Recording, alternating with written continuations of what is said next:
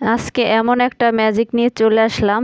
যারা তালের রসটা বের করতে খুব বেশি ঝামেলা মনে করেন, তারা আজকের ভিডিওটা দেখার পরে আর তালের রস বের করতে ঝামেলা মনে করবেন না। একদম ইজিভাবে তালের রসটা বের করা যায়, সেটাই আজকে শেয়ার করব। তালের রসটা বের করার আগে জামার সাথে একটু ঝরগা করে নেবেন, তাহলে তালটা একটু আছাড় দিয়ে ভাঙতে সুবিধা হবে, জোরটা ভালো পাওয়া যায়। জামার সাথে রাগ হলে যে কোনো কাজই একটু তাড়াতাড়ি সহজেই করা যায়। যাই হোক, তালটা আমি ভেঙে এইখান থেকে 3টা আটির থেকে একটা আটি ভালো করে ছুলে নিলাম। এখন আমি একটা কেচি দিয়ে এই তালের আঁশগুলো সবগুলোই একটু একটু করে কেটে নেব।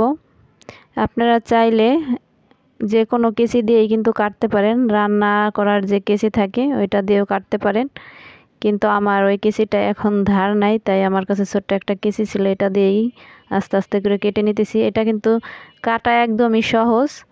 আর এইভাবে যখন থেকে আমি তালের রসটা বের করা শিখে গেছি, তখন থেকে আমার এই তাল রস বের করা খুব বেশি ঝামেলা মনে হয় না। আগে খুব বিরক্তি লাগতো যে তালের রসটা বের করা, হাতও ব্যথা হয়ে যেত আমার। এমনিতেই হাতের কবজিতে একটু ব্যথা, জোরের কোনো প্রেশারের কাজ করলে হাতের কবজি ব্যথা হয়ে যায়। এর জন্য তালের রসটা বের করা আমার কাছে ঝামেলার মতো মনে হতো। এখন এইভাবে যখন থেকেই শিখে গেছি, এখন আর কোনো ঝামেলা মনে হয় না।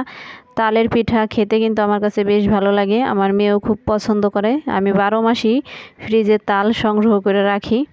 দেখেন কত সুন্দর তালের আঁশগুলো কাটা হয়ে গেছে, বিচিটা সুন্দর পরিষ্কার হয়ে গেছে। 3টা থেকেই আঁশগুলো আমি ছাড়িয়ে নিয়েছি। এখন হাফ কাপের মতো একটু পানি দিয়ে তালের রসটা ভালো করে বের করে নেব। যেহেতু এইখানে আমার তালটা একটু ছোট আর আমি একটু তালের রসটা ঘন করে বের করব, এই জন্য হাফ কাপের মতো আমি এখানে পানি দিয়ে ভালো করে তালের আঁশটা হাত দিয়ে কচলিয়ে কচলিয়ে একটু ছাড়িয়ে নিতেছি। এইভাবে কিন্তু বেশিক্ষণ তালের রস বের করা টাইম লাগে না, অল্প সময়ে কিন্তু তালের রসটা বের করা যায়। দেখেন পুরো কাজটা করতে কিন্তু আমার 15 থেকে 18-20 মিনিটের মতো লাগছে, এরকমই, এর থেকে বেশি কিছু না। তো এমনি সময় যদি আমরা তালের রস বের করতে যাই, প্রায় ঘন্টাখানিক লেগে যায়।